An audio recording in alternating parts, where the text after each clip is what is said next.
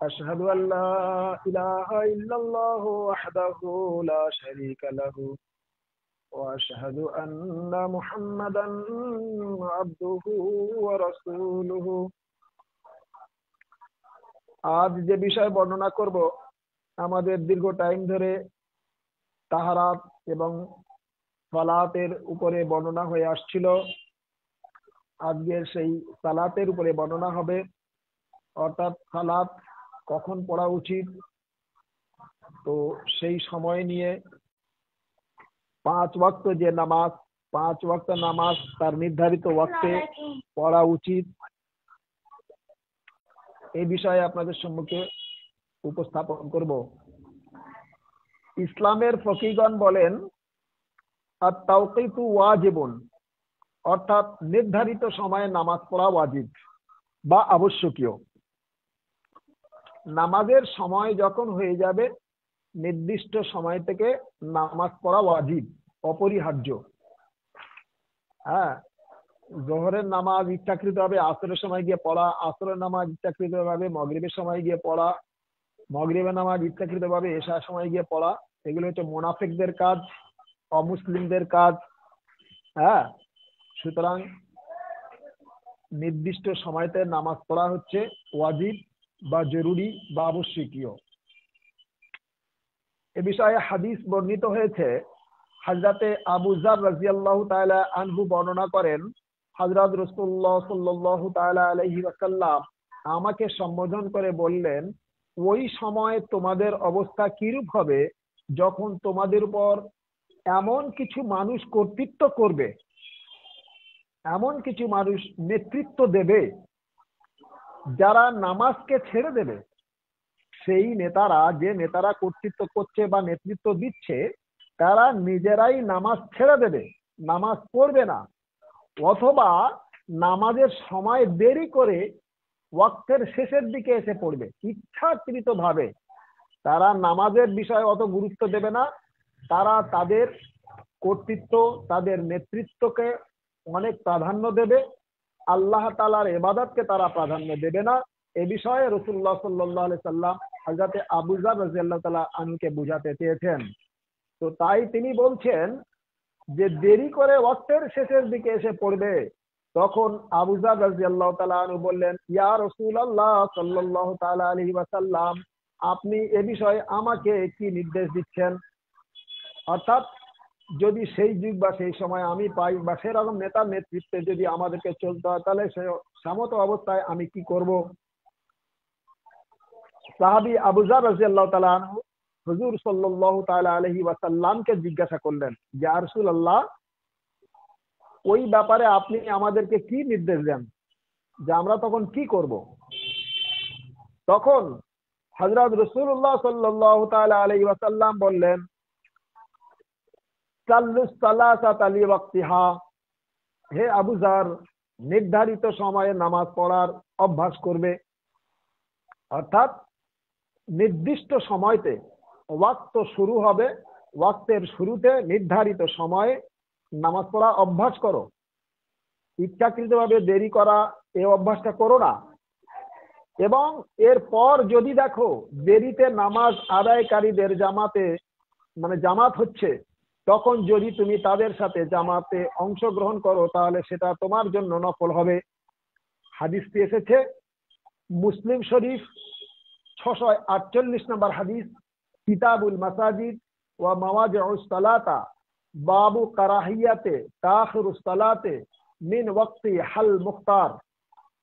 সুনানে আবু দাউদ 431 নম্বর হাদিস, তিরমিজি 176 নম্বর হাদিস, নাসাই দ্বিতীয় খণ্ড 75 নম্বর হাদিস, ইবনে মাজা 1256 নম্বর হাদিস, ইবনে খুজাইমা 1637 নম্বর হাদিস, আবু আওয়ানা চতুর্থ খণ্ড 448 নম্বর হাদিস, ইবনে হিব্বান 1482 নম্বর হাদিস, মুসান্নাফ ইবনে আব্দুর রাজ্জাক 3780 নম্বর হাদিস, বাইহাকি দ্বিতীয় খণ্ড 301 নম্বর হাদিস, আহমদ পঞ্চম খণ্ড 137 নম্বর হাদিস। এই সকল হাদিস গ্রন্থে হযরতে আবু যার রাদিয়াল্লাহু আনহু বর্ণিত হাদিসটি বর্ণিত হয়েছে। বিষয় হলো, এই হাদিস দ্বারা কয়েকটি মসলা আমাদের সামনে পরিষ্কার হয়ে যায় বা ক্লিয়ার হয়ে যায়। নাম্বার ওয়ান, যে নির্ধারিত ওয়াক্তে নির্ধারিত নামাজ পড়া ওয়াজিব, অর্থাৎ ফজরের ওয়াক্তে ফজর নামাজ বা জোহরের ওয়াক্তে জোহরের নামাজ, প্রত্যেকটি ওয়াক্তের তার নির্ধারিত সময়েতে নামাজ পড়া ওয়াজিব বা অপরিহার্য বা আবশ্যকীয়। এক। নাম্বার দুই, হযরত প্রিয় নবী সাল্লাল্লাহু তাআলা আলাইহি ওয়াসাল্লাম বললেন যে এমন একটা সময় এই উম্মতের মধ্যে আসবে, এই উম্মতের মধ্যে কেউ কেউ নেতা হবে, সে নেতৃত্ব দিতে পছন্দ করবে, বা সে নিজে আপনার লিডার সেজে থাকবে। আর কি করবে, তারা ইচ্ছাকৃতভাবে নামাজকে ছেড়ে দেবে, অথবা নির্ধারিত সময়ে নামাজ পড়বে না, ওয়াক্তের শেষে এসে নামাজ পড়বে ইচ্ছাকৃতভাবে। তো এই ভবিষ্যৎবাণী করার পরে যখন এই রাসূলুল্লাহ সাল্লাল্লাহু তাআলা আলাইহি ওয়াসাল্লামের পবিত্র মুখ দিয়ে এই ভবিষ্যৎবাণী শুনলেন, তখন সাহাবা হযরত আবু যার রাদিয়াল্লাহু তাআলা আনহু জিজ্ঞাসা করলেন, ইয়া রাসূলুল্লাহ, ওইরূপ সময় আমাকে বা আমাদের ক্ষেত্রে আপনি কি নির্দেশ দিচ্ছেন? রাসূলুল্লাহ সাল্লাল্লাহু তাআলা আলাইহি ওয়াসাল্লাম বললেন, সাল্লু সালাসাতা লিওয়াক্তিহা। হে আবু যার, তুমি নির্ধারিত সময়ে নামাজ পড়ার অভ্যাস করো, নির্ধারিত সময়ে নামাজ পড়ার অভ্যাস করবে। তারপরে বললেন যে যদি নামাজ তোমার নির্ধারিত সময়ে পড়া হয়ে গেল, এমত অবস্থায় দেখছো যে ওয়াক্তের শেষের দিকে এসে কোনো বড় জামাত হচ্ছে, কোনো বড় জামাত নামাজ হচ্ছে, তুমি সেখানে উপস্থিত আছো, তাহলে তুমি তখন কি করবে? আবার জামাতে অংশগ্রহণ করবে। জামাতে অংশগ্রহণ করলে তাহলে প্রথমে তো তোমার নামাজ পড়া হয়ে গেল, দ্বিতীয় এসে জামাতে নামাজ পড়ার কারণে, ওই জামাতে অংশগ্রহণ করার কারণে তোমার জন্য নামাজ নফল হবে, নফলে পরিণত হবে, অর্থাৎ নফলের সওয়াব পাওয়া যাবে, নফলের সওয়াব প্রচুর। তো তুমি বেকার সময়টা নষ্ট করে দিও না, তাদের জামাতের সঙ্গে অংশগ্রহণ করবে। নাম্বার ওয়ান মসলা, জামাত শুরু হয়ে গেলে যদিও জামাতটি দেরিতে হচ্ছে বা ফাস্টে হচ্ছে বা যাই হোক না কেন, জামাতে অংশগ্রহণ করা হচ্ছে মানুষের জন্য আবশ্যকীয়, ওয়াজিব। সেই ফলটা পাওয়া যাবে হয়তো নফলের ফল, কিন্তু অংশগ্রহণ করাটা অপরিহার্য। সুতরাং মুসলমানদের মধ্যে যদি দেখা যায় জামাত শুরু হয়ে গেছে, অর্থাৎ খেলাফত কায়েম হয়ে গেছে, কোনো মুসলমানকে আর বাকি থাকা চলবে না, সেই ইমামের পিছনে ইক্তেদা করতে হবে। ইক্তেদা করলে তাহলে যে সওয়াব থেকে বঞ্চিত হচ্ছিল আর বঞ্চিত হবে না, বরং সওয়াব পাওয়া যাবে। সুতরাং সেই জামাতে অংশগ্রহণ করাটাই হচ্ছে অপরিহার্য, আবশ্যকীয় বা ওয়াজিব, নাম্বার ওয়ান।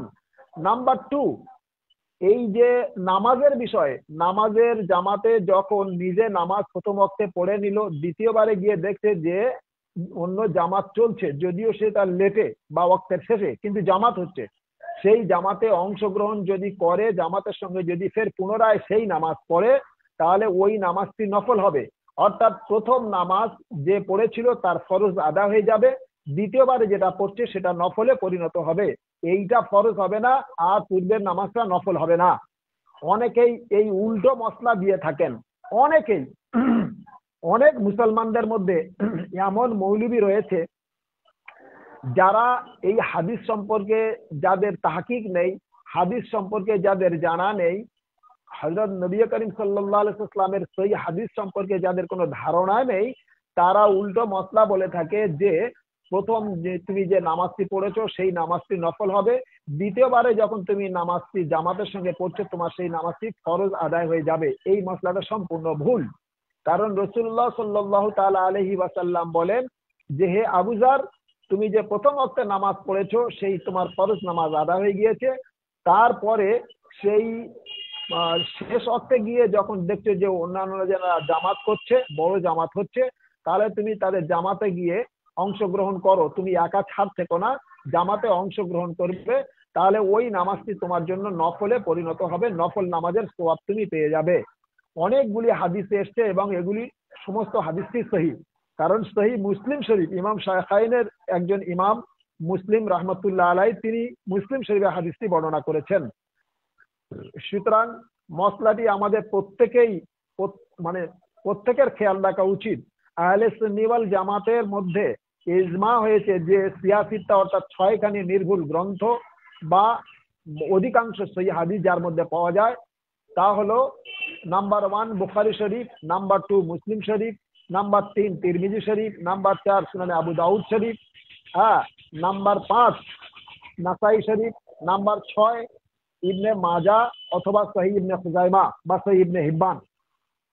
যদিও এই বিষয়ে মতানৈক্য রয়েছে, কিন্তু বর্তমানে মানে এশিয়া মহাদেশের মধ্যে অধিকাংশ মুহাদ্দিসিন বা আইমায়ে মুজতাহিদিনদের যে ইজমা হয়েছে সেটা মানে সহি মানে সুনানি ইবনে মাজাকে সিয়াসিতার মধ্যে গণ্য করা হয়েছে।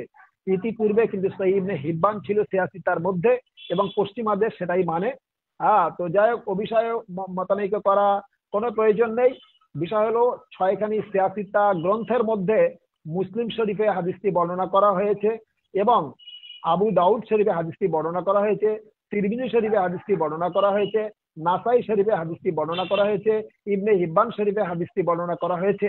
এছাড়া মুসান্নাফ ইবনে আব্দুর রাজ্জাক এবং বাইহাকি শরীফ এবং আহমদ শরীফে হাদিসটি বর্ণনা করা হয়েছে। এতগুলি হাদিসে বর্ণনা করা হয়েছে এবং হাদিসটি সহি। আসমা রুজাল শাস্ত্রের মনীষীগণ বলেছেন হাদিসটি সহি। তো সেক্ষেত্রে দেখা যাচ্ছে যে রমজান মাসে বা গায়ের রমজানে 5 ওয়াক্ত নামাজের যে কোনো সময় থেকে প্রথম ওয়াক্তের নামাজ পড়া হচ্ছে আবশ্যকীয়, জরুরি এবং ফরজ নামাজ আমার নিজের নামাজ নিজের পড়ার পর যদি আমি দেখি যে অন্য কোথাও ফের জামাত হচ্ছে, যদিও সে ওয়াক্তের শেষের দিকেও হোক না কেন, তথাপিও সেই নামাজে অংশগ্রহণ করা রাসূলুল্লাহ সাল্লাল্লাহু আলাইহি ওয়াসাল্লামের নির্দেশ রয়েছে, অর্থাৎ ওয়াজিব। সেই জামাতে অংশগ্রহণ করলে যে নামাজটি হবে সেই নামাজটি আমাকে নফলে পরিণত হবে, অর্থাৎ নফল নামাজের সওয়াব পাওয়া যাবে। তাহলে মসলা ক্লিয়ার হয়ে গেল। প্রথম আমি যে নামাজ পড়লাম আমার ফরজ আদায় হয়ে গেল, দ্বিতীয়বারে আমি সেই নামাজ পড়লাম ফের মানে জামাতের সাথে, তাহলে আমার নফল হলো এবং নফল নামাজের সওয়াব পাওয়া গেল। বিষয়টি আমাদের ক্লিয়ার হয়ে গেল। এরপর হযরত আলী রাদিয়াল্লাহু তাআলা আনহু বর্ণিত হযরত প্রিয় নবী সাল্লাল্লাহু তাআলা আলাইহি ওয়াসাল্লাম বলেন, হে আলী, 3টি কাজে দেরি করিও না। রাসূলুল্লাহ সাল্লাল্লাহু আলাইহি সাল্লামের নসিহত হযরত আলী রাদিয়াল্লাহু তাআলা আনহুর প্রতি।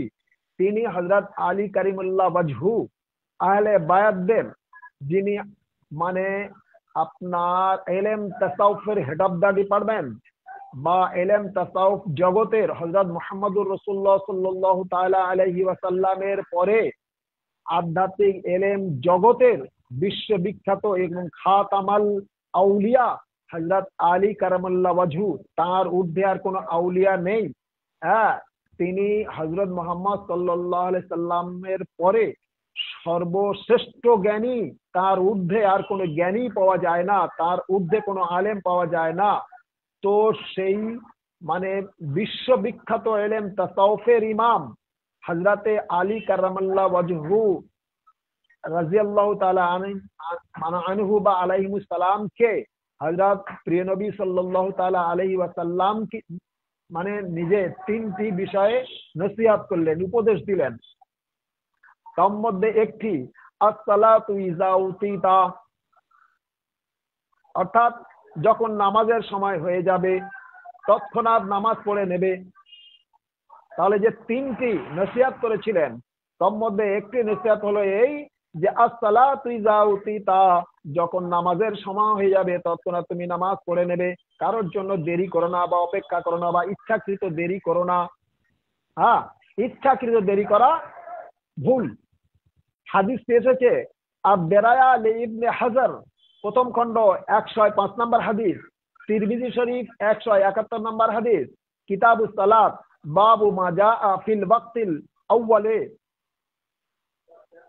মিনাল ফজরে, ইবনে মাজা 1486 নম্বর হাদিস, আহমদ প্রথম খণ্ড 105 নম্বর হাদিস, জামে আজহার মানে আজহার ইউনিভার্সিটির শাইখুল হাদিস আল্লামা নাসিরউদ্দিন আলবানী সাহেবের তিনিও এর অর্থ সহি বলেছেন, অর্থাৎ হাদিস সহি বলেছেন। অর্থাৎ সিলসিলাতুল আহাদিসুস সাহিহা গ্রন্থে এই হাদিসটি উল্লেখ করে নাসিরউদ্দিন আলবানী সাহেব বলেন, হাযা হাদিসুন সাহিহুন, এই হাদিসের রওয়ায়াত বা এই হাদিসের সনদ সহি এবং সঠিক, অর্থাৎ হযরত প্রিয় নবী সাল্লাল্লাহু তাআলা আলাইহি ওয়াসাল্লাম, হযরতে আলী কারামাল্লাহু ওয়াজহু, আহলে বায়াত, হ্যাঁ, আলী আলাইহিস সালাতু ওয়াস সালামকে যে তিনটি নসিহত করেছিলেন, সেই নসিহতওয়ালা যে হাদিসের সনদ রয়েছে, সেই হাদিসের সনদ সহি সূত্র এবং সঠিক এবং মানে সহি হাদিস, তিনি এ বিষয়ে বর্ণনা দিয়েছেন কে? নাসিরউদ্দিন আলবানী। তিনি হচ্ছেন জামে আজহার, মানে মিশরের জামে আজহার আরবিক ইউনিভার্সিটির শায়খুল হাদিস। কোথায় আছে? বইটির নাম মিশকাত, 605 নম্বর মাসলা। হযরত আনাস রাদিয়াল্লাহু তাআলা আনহু থেকে বর্ণিত, হযরত রাসূলুল্লাহ সাল্লাল্লাহু তাআলা আলাইহি ওয়াসাল্লাম বলেন, মুনাফিকরা নামাজ পড়ে হাত্তা ইজা আসফারাত, সূর্যের রং যখন হলুদ হয়ে যায়, সূর্যের রং হলুদ হওয়ার সময় মুনাফিকরা আসরের নামাজ পড়ে। সুতরাং হাফিজু আলা সালাতি ওয়াস সালাতিল উসতা ওয়া কুমু লিল্লাহি কানিতিন, পবিত্র কোরআনে আল্লাহ তাআলা বলেছেন, তোমরা নামাজকে হেফাজত করো, আওসাত নামাজ। অধিকাংশ আইম্মায়ে ফুকাহা বা আইম্মায়ে মুজতাহিদিন বা আইম্মায়ে মুহাদ্দিসিনগণ এ বিষয়ে একমত পোষণ করেছেন যে আসরের নামাজ হলো আওসাত নামাজ। আওসাতুস সালাত মানে আসরের নামাজ। সেই আসরের নামাজকে নির্ধারিত বা প্রথম ওয়াক্তে পড়া হচ্ছে অপরিহার্য এবং ওয়াজিব। তো এই নামাজকে যদি কেউ মানে লেট করে পড়ে, অর্থাৎ সূর্যের রং হলুদ হয়ে যায় ওই সময় যদি পড়ে, তাদেরকে কি বলা হয়? তাদেরকে মুনাফিক বলা হয়। তাদের নাম মুনাফিকদের খাতায় লেখা হয়। আমাদের দেশে অধিকাংশ সময় দেখা যাচ্ছে অধিকাংশ ফেরকারা ইচ্ছাকৃতভাবে প্রত্যেক দিন আসরের নামাজ দেরিতে আজান দেয় এবং দেরিতে জামাত করে। তখন দেখা যাচ্ছে যে সূর্যের রং হলুদ মানে হওয়ার উপক্রম বা হয়ে এসছে বা হলুদ হয়ে গিয়েছে এবং সূর্যের তাপ কমে গিয়েছে, তখন আসরের নামাজ পড়ে। সুতরাং এইরূপ সময়তে আসরের নামাজ পড়া হচ্ছে মুনাফিকি করা হয় এবং মুনাফিকরা এই সময় নামাজ পড়ে। সরাসরি রাসূলুল্লাহ সাল্লাল্লাহু আলাইহি সাল্লাম তাদেরকে মুনাফিক বলেছেন। হাদিসটি এসেছে সহি আবু দাউদ 413 নম্বর হাদিস, কিতাবুস সালাত, বাবু ফি ওয়াক্তি সালাতিল আসরে। মুসলিম শরীফ 622 নম্বর হাদিস, মুয়াত্তা ইমাম মালিক প্রথম খণ্ড 220 নম্বর হাদিস, তিরমিজি 160 নম্বর হাদিস, নাসাই 511 নম্বর হাদিস, মুসান্নাফ ইবনে আব্দুর রাজ্জাক 2080 নম্বর হাদিস, বাইহাকি শরীফ প্রথম খণ্ড 444 নম্বর হাদিস, ইবনে খুজাইমা 333 নম্বর হাদিস, শারহুস সুন্নাহ দ্বিতীয় খণ্ড 29 নম্বর হাদিস। এতগুলি হাদিস গ্রন্থে উক্ত হাদিসটি বর্ণনা করা হয়েছে। শায়খাইনের মধ্যে যে হাদিস সেই মুসলিম শরীফ, ইমাম শায়খাইনের একজন ইমাম মানে ইমাম মুসলিম রহমতুল্লাহ আলাই তিনি তার গ্রন্থে বর্ণনা করেছেন। ইমাম আবু দাউদ রহমতুল্লাহ আলাই আবু দাউদ শরীফে হাদিসটি বর্ণনা করেছেন। এবং ইমাম মালিক রহমতুল্লাহ আলাই মুয়াত্তা ইমাম মালিকে হাদিসটি বর্ণনা করা হয়েছে এবং তিরমিজি শরীফে হাদিসটি বর্ণনা করা হয়েছে এবং নাসাই শরীফে হাদিসটি বর্ণনা করা হয়েছে, মুসান্নাফ ইবনে আব্দুর রাজ্জাক শরীফে হাদিসটি বর্ণনা করা হয়েছে, বাইহাকি শরীফে হাদিসটি বর্ণনা করা হয়েছে, ইবনে খুজাইমা বা সহিহ ইবনে খুজাইমা বলা হয়, সহিহ ইবনে খুজাইমা গ্রন্থে হাদিসটি বর্ণনা করা হয়েছে, শারহুস সুন্নাতে হাদিসটি বর্ণনা করা হয়েছে। এই সকল হাদিস গ্রন্থে ওই হাদিসটি এসেছে যে হাত্তা ইজা আসফারাত, অর্থাৎ মুনাফিকরা নামাজ পড়ে সূর্যের রং যখন হলুদ হয়ে যায়। তো সূর্যের রং হলুদ হয়ে গেলে বা আসরের নামাজ লেটে পড়া মানে মুনাফিকদের কাজ। মুনাফিকরা এই কাজগুলি করে, মুনাফিকরা এই সময় নামাজ পড়ে। অতএব মুনাফিকদের মানে অবস্থা খুব খারাপ, কারণ ইন্নাল মুনাফিকুনা ফি দারকিল আসফালি মিনান নার, মুনাফিকদের স্থান হবে জাহান্নামের একেবারে নিচে। মুনাফিকরা জাহান্নামে সবথেকে বেশি শাস্তি পাবে। আল্লাহ তাআলা মুনাফিকদের কবল থেকে আমাদেরকে হেফাজত করুন, মুনাফিকি আমল থেকে আমাদেরকে রক্ষা করুন। অতএব এই সমস্ত দলিলগুলির মাধ্যমে অবগত হওয়া গেল যে প্রত্যেক নামাজ তার প্রথম ওয়াক্তে পড়া উত্তম, কিন্তু এশা নামাজ দেরি করে পড়া সুন্নাত। এটা একটু খেয়াল রাখতে হবে। যদিও প্রথম ওয়াক্তে পড়ে তাতে কোনো অসুবিধা নেই, কিন্তু দেরি করে পড়া, এশা নামাজ বিশেষ করে দেরি করে পড়াটা সুন্নত। কেননা রাসূলুল্লাহ সাল্লাল্লাহু তাআলা আলাইহি ওয়াসাল্লাম এশা নামাজ দেরি করে পড়তে পছন্দ করতেন। প্রথম ওয়াক্তে পড়লে কোনো অসুবিধা নেই, তার কোনো খারাপ তিনি বর্ণনা করেননি, কিন্তু তিনি পছন্দ করতেন এটা যে এশা নামাজ যত দেরি করে পড়া যাবে তত উত্তম বা ভালো। এরূপ গ্রীষ্মকালে জোহরের নামাজকে একটু দেরি করে পড়া উত্তম। এটা রাসূলুল্লাহ সাল্লাল্লাহু তাআলা আলাইহি ওয়াসাল্লাম আমাদের হাদিসে ফেলি পাওয়া যায়। কিন্তু বিনা কারণে যে কোনো ওয়াক্তের নামাজ দেরি করে পড়া উচিত নয়, অনুচিত। হ্যাঁ,